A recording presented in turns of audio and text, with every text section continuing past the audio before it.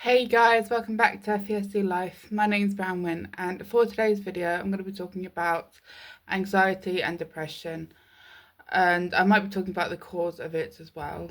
Next week I'll be talking about um, ADD and ADHD.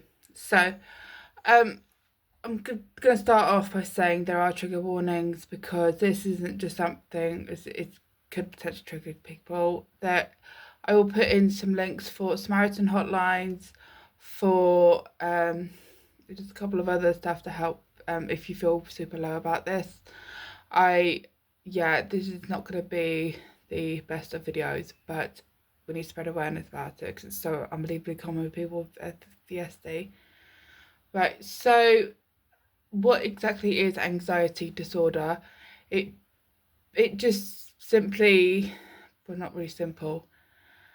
It means that if you worry a lot about particular things and you have a bee in your bonnet about particular stuff. So I have anxiety disorder when it comes to some health issues, not all of them, thankfully. But I worry about little stuff as well. I worry about what people think about me. I worry about how I present myself. I worry about if I don't shower properly and stuff like that. I My sister, she has anxiety disorder, but it's more severe than mine. She worries to the extreme about my mum. She got to the point of where she started following my mum around for everything. She now doesn't think that my mum can go out by herself because she's worried about my mum's health. So yeah, it's just extreme worrying to the point of where it can make you start to feel low, which is where depression comes in. So depression disorder is where you feel very low, very dark about yourself. You don't have confidence, you have low self-esteem. You let the bad gremlins in to the point of where you could potentially go down an even darker route. I don't want to say anything in that stuff because that is very, you know. But yeah, I mean, I also have depression, and that in itself is really challenging. I did reach a dark point in my life where I did do some stupid stuff. I'm a lot better now. I'm gonna be honest, I'm a lot better now. But as you guys know, I'm having surgery, and that's where it could potentially become. I could not be okay again mentally. So I'm starting to put the things in place to help me improve my mood.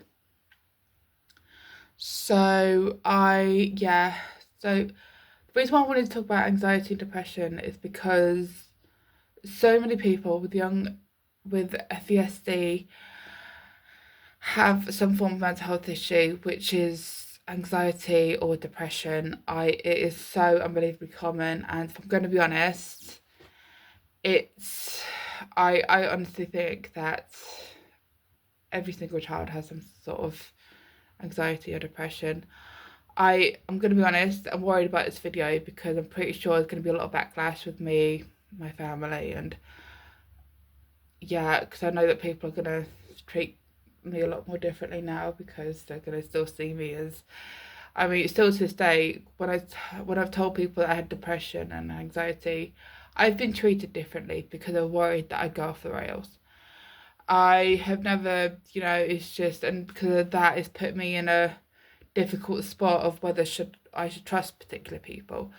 And that's, yeah, I in this world and you just trust some people, but I've got to the point of where I just don't care anymore. I mean, I'm an open book. I do have depression, I do have anxiety. I'm a lot better now. I am on medication for depression, but I would like to be on something for anxiety. But the anxiety, I'm more anxious than depressed now.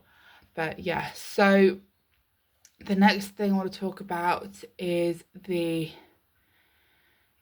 so with people with FESD is that we can become reclusive. We can like happily stay in our rooms for a very long time, not caring about what other people think, and stuff like that. It's like staying in our room and staying on stuff like video games, stuff like that, because it keeps us locked in that particular space where we don't worry about certain stuff.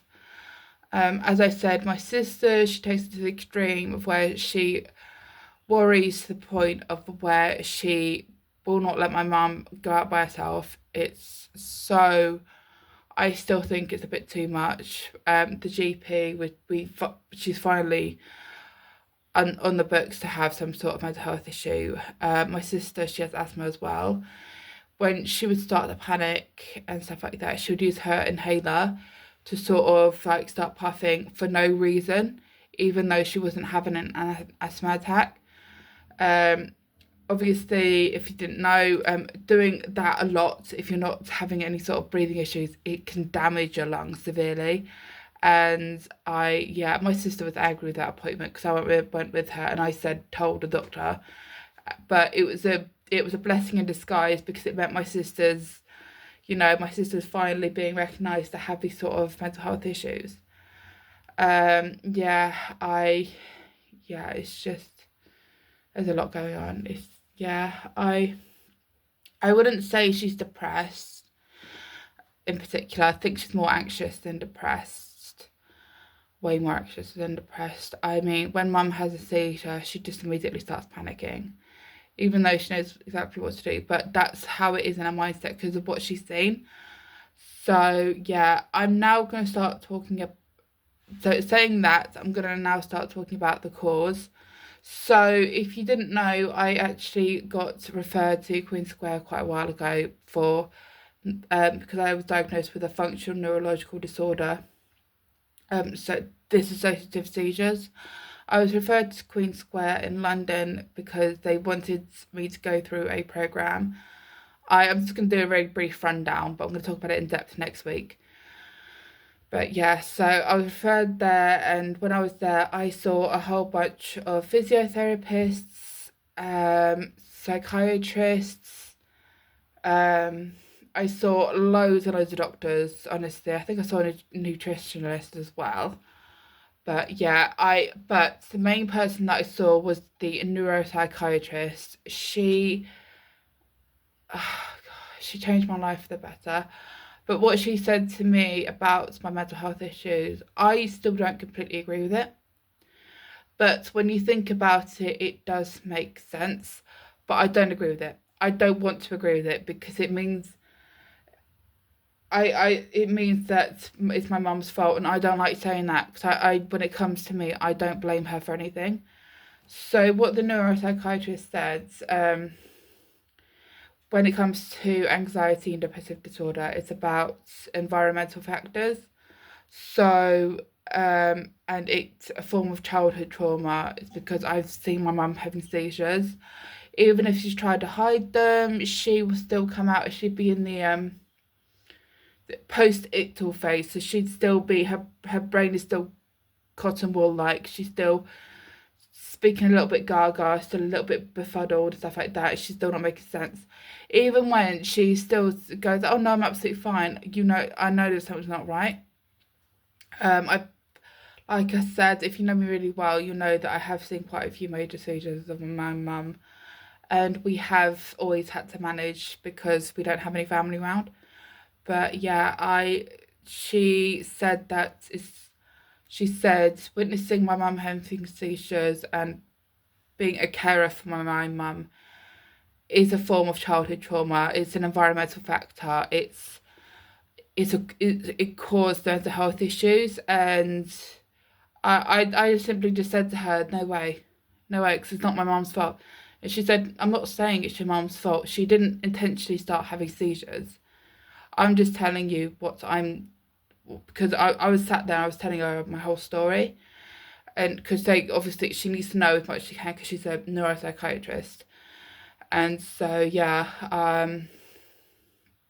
and also because I had no one there to speak to as well about everything. So yeah, I mean, so many people are gonna come watch this video and are gonna hate this so much, but honestly, it does make sense, but I don't agree with it. And I know a lot of people are gonna say they don't agree with it, full stop.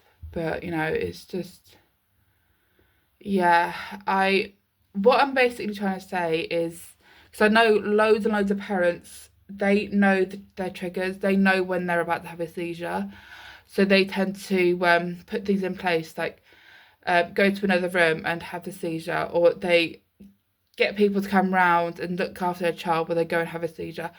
You know, it's just all these little things they put into place so they can go and have a seizure and then afterwards try and come back and care for their child. Even if you guys say you are absolutely fine, we can still tell. We can still tell there's something not completely right, because you are not the same bubbly person who had loads of energy when we last saw you. So yeah, even if you have bipolar disorder, if you're having a manic episode, you know, that's another thing. If you have migraines, I mean, that in itself, it's so, oh my gosh. I mean, I'm someone with migraines, so I know how hard it is to function with them. Even wearing sunglasses all day doesn't help. But yeah, I mean, it's just so, yeah, I mean, we see a lot. We, even if we don't see it, we hear it. We still, you know, I mean, and I know a lot of people are going to completely, I don't know. Yeah, I think the most worrying part for me when it comes to my mum is when she's in the post-ictal phase, because she's still like, oh no, I can do it, I can do it. But because of that, she'll become we've been told that it's very common for people to become agitated. She'd never hurt us or anything, not at all. But she'll become a little bit more ratty and a shorter fuse. And so that's when we start saying, no, you need to go to bed. Just go to bed. And when she sleeps, she will sleep solid for a very long time. It's a very, very long sleeping, you know. And so it's just, yeah, I mean, another big issue with that is, and it's one of the worst things ever, is when my mum has this seizure on a bus, and a seizure in public, and people ask to phone, they say, oh, I'm going to phone an ambulance. And I'm just there, it's like, you don't need to. Why can, you know, and they're like, no, no, no, she has to. And, you know, the ambulance crew comes along, and I sort of have to explain to them, you know, I'm her daughter, I'm a daughter, she's got epilepsy, she just needs to rest. And they just look at the people that phone and said, why didn't you just listen to her, you know? Because it's just really, I mean, that's what gets me anxious, you know, because if she has a seizure, and, you know, it's just really, yeah, I don't know what else to say. I mean, I'm hoping I'm still able to put this video up, but I'm really worried about how people are going to react to this. But yeah, I mean, there you go. You can hear the anxieties are starting to build up right now. You can hear it.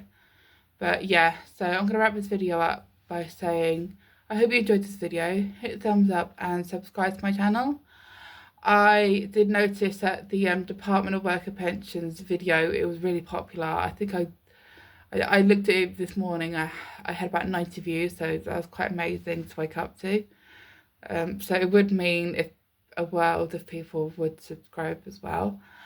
But yeah, next week's video I'll be talking about ADD and attention and ADHD as well. So yeah, I will see you all next week for a brand new video. Bye.